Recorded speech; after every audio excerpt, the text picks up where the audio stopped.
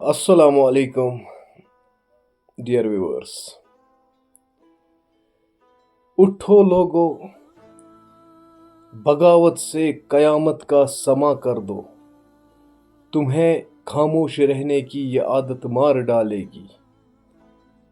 रियासत अगर बचानी हो, सियासत छीन लो इनसे, वरना इस रियासत को इनकी सियासत मार डालेगी।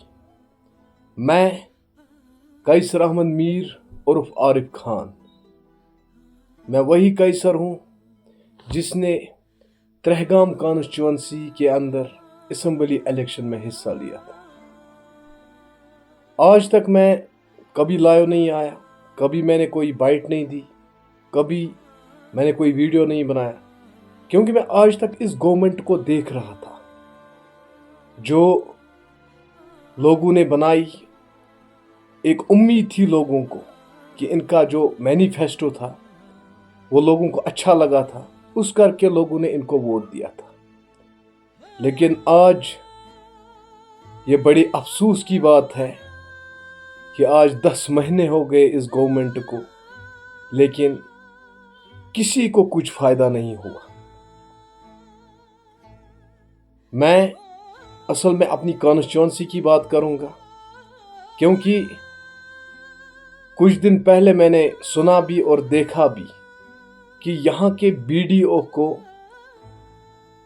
4 ब्लॉक सौंपे गए, उसको एडिशनल चार्ज दिया गया, जो कि अदर कॉन्स्टिट्यूंसी है, जो टंगडार है। अब मुझे आप एक बात बताएं कि ये जो बीडीओ है, बीडीओ का मतलब होता है ब्लॉक डेवलपमेंट ऑफिसर। इसको ब्लॉक डेवलप करना होता है।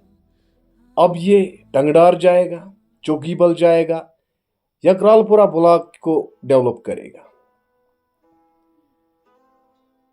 लेकिन मैं गिल्टी फील करता हूँ। अभी भी मैं कुछ पढ़े लिखे नौजवानों को जो ओवर एज की तरफ बढ़ रहे हैं, अभी भी वो इनकी झूठी बातों पे तालियां बजा रहे हैं। अरे मेरे नौजवान भाई, कब आपको समझ आएगा कि ये आपके फ्यूचर को स्पॉइल कर रहे हैं।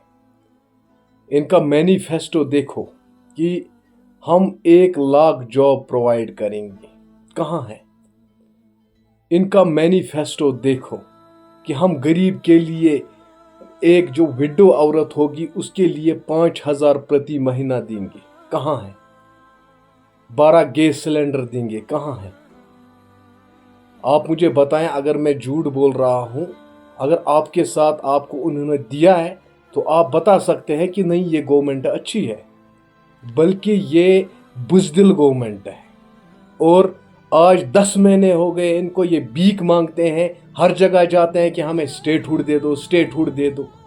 भीख मांग मांग के ये थक गए हैं आप, और आप इनको अपना रहनुमा समझते हो। आपको कहा था मैंने उस टाइम कि नौजवानों को मौका दो। अभी आप देखो कि कितने ही नौजवान असेंबली में हैं और वो कितना तहलका मचा रहे हैं। आपने लेकिन तब हमारी बात नहीं मानी। हमें, मुझ जैसे जो भी होंगे जिन्होंने पार्टिसिपेट किया था इन इलेक्शनों में, उनको कोई फर्क नहीं पड़ता, क्योंकि हम लोग आप लोगों के लिए निकले थे। हमें पता था कि हमारे साथ क्या हुआ है।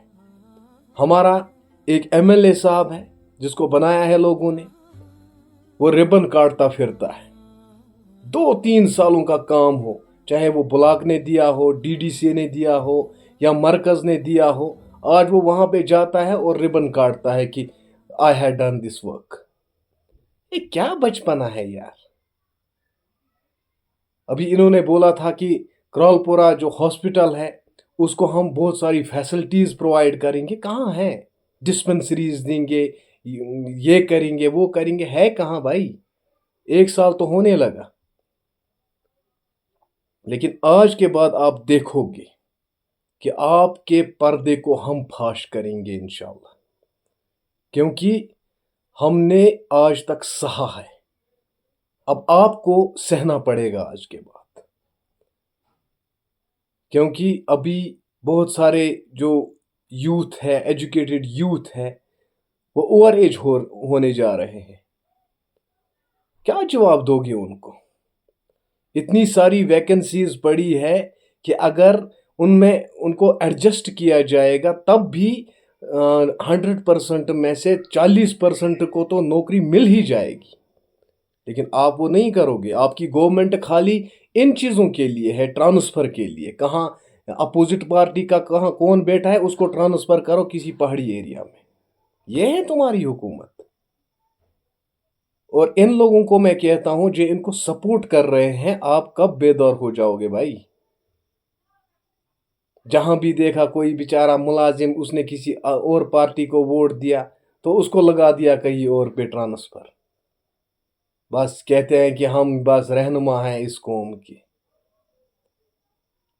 ابھی بھی میں کہتا ہوں آپ لوگوں سے کہ اگر آپ کو یہ ریاست بچانی ہے، یہ سیاست چھین لو ان سے. اسی لیے میں نے شعر ایک پہلے ہی بتایا آپ لوگوں کو. تب بھی الیکشن میں چاہے مجھے 10 دن ہی ملے، 7 دن ہی ملے، لیکن میں نے ان 7 دنوں میں ہر ایک یوا تک یہ آواز پہنچائی کہ بھائی یہ کچھ نہیں کریں گے آپ کے لیے. کیونکہ انقلاب جوان ہی لاتے ہیں. جہاں بھی انقلاب لایا ہے وہ جوانوں نے لایا ہے. لیکن جب یہی جوان چمچا گیری کریں گے تو وہاں انقلاب نہیں، وہاں غلامی راج کرے گی. بن جاؤ غلام ان کے. خود تو کوئی فکر ہی نہیں ہے. کم از کم جو آنے والی یہ نسل ہے ان کی فکر تو کرو. ابھی جو بیچارے شوق سے پڑھ رہے ہیں سکولوں میں ان کی فکر تو کرو. چلو ہمارا فیوچر انہوں نے سپوائل کر دیا ہے، ختم کر دیا ہے. ان کا فیملی بیک گراؤنڈ آپ دیکھو. ان کے بچے کہاں پڑھ رہے ہیں، ان کے رشتہ دار کہاں پہ ہیں. ہماری ترہگام کانسٹیچوئنسی کے اندر میں آپ کو ایک سوال کہنا چاہتا ہوں کہ ہماری ترہگام کانسٹیچوئنسی کے اندر کن ولیجوں میں زیادہ یہ سرکاری ملازم ہیں؟ دیکھا ہے کبھی؟ اور جلسے جلوسوں میں دیکھو کس گاؤں کے لوگ زیادہ ان میں پارٹیسپیٹ کرتے ہیں. ووٹ تم ڈالتے ہو، فائدہ یہ لیتے ہیں. ان کو نہ فکر آپ کی کل تھی، نہ آج ہے، اور نہ کبھی ہوگی. ابھی اگر آپ کو فکر اب کرنی ہے، جو آنے والی جنریشن ہے جن کے بڑے بڑے شوق ہے، اگر آپ کو فکر کرنی ہے تو یہ سیاست ان سے چھین لو. ان کو بولو کہ آپ ریزائن کرو. یہ اسٹیٹ ہوڈ نہیں لا سکتے ہیں. دفعہ 370 35A کیا لائیں گے؟ ابھی بھی میں کہتا ہوں آپ لوگوں کو کہ آواز اٹھاؤ، انقلاب لاؤ. ان کو دکھا دو کہ ہمیں بھی سیاست کرنی آتی ہے. آپ ہمارے ساتھ کھلواڑ کرو گے، ہم تمہارے ساتھ کھلواڑ کریں گے. لیکن اگر آپ نے سونا ہی ہے، خاموش رہنا ہی ہے، تب بھائی ہم آپ کو بیدار نہیں کر سکتے. ہم الگ ہیں. میں نے تب الیکشن لڑا. چلو جو ہوا سو ہوا، لیکن لڑا میں نے ان کو ووٹ نہیں دیا.